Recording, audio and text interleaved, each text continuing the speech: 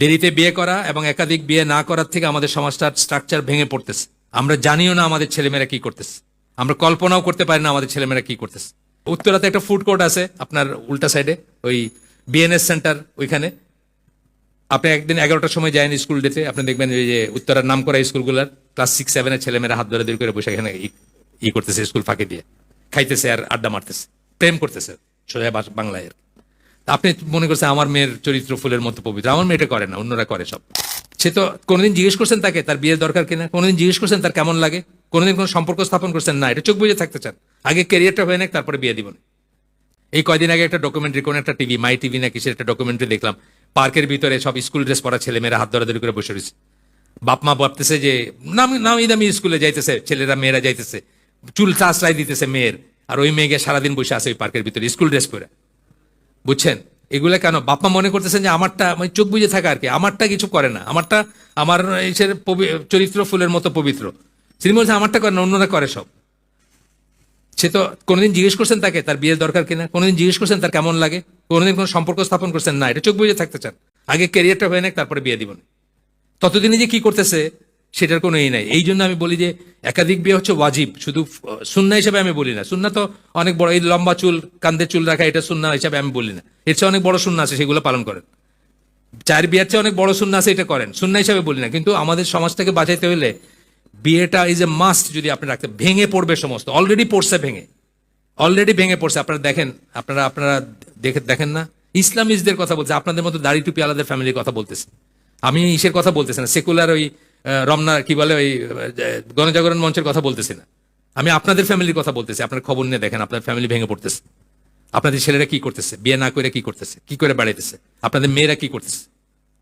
যায়েন একদিন ওই পার্কে গিয়ে দেখবেন, জিয়া উদ্যান, চন্দ্রিমা উদ্যান আছে না, যায় দেখেন ওইখানে কি করতেছে। ডকুমেন্টারি তুলছে, বলতেছে আপনি এখানে কেন কি করতেছেন, আপনার তাহলে আব্বার সাথে কথা বলি, আর নাই সাথে হাইটা গেল না, কথা বলবে না, মুখ ঢেকে ফেললো, এটা করলো। স্কুল ড্রেস পরা উত্তরাতে একটা ফুড কোর্ট আছে আপনার উল্টা সাইডে, ওই বিএনএস সেন্টার ওইখানে। আপনি একদিন 11টার সময় যায়নি স্কুল ডেতে, আপনি দেখবেন ওই যে উত্তরার নাম করা স্কুলগুলোর ক্লাস 6-7 ছেলেমেয়েরা হাত ধরে করে বসে এখানে করতেছে, স্কুল ফাঁকি দিয়ে খাইতেছে আর আড্ডা মারতেছে, প্রেম করতেছে সোজা বাংলায়। আপনি মনে করছেন আমার মেয়ের চরিত্র ফুলের মতো পবিত্র, আমার মেয়েটা করে না, অন্যরা করে সব। এটা ঠিক না, মানে বাস্তবতার সাথে করা উচিত। যাই হোক, বিসাইড দ্য পয়েন্ট, আমি আবার ফিরে আসি, মাফ করে দিন। হঠাৎ করে আসলো প্রসঙ্গটা, বললাম অনেক ইয়াং চেহারা আছেন এখানে, ঘুরে বেড়াইতেছেন, কি করতেছেন, মৌমরা দিলেন বলছেন না যে তোমরা যদি বিয়ে না করো তাহলে তোমরা কি করতেছো, অন্য কিছু করতেছো নিশ্চয়ই। আমিও বলতেছি আপনার বিয়ে না করলে কি করতেছেন, এটা আল্লাহর সাথে হিসাব করেন।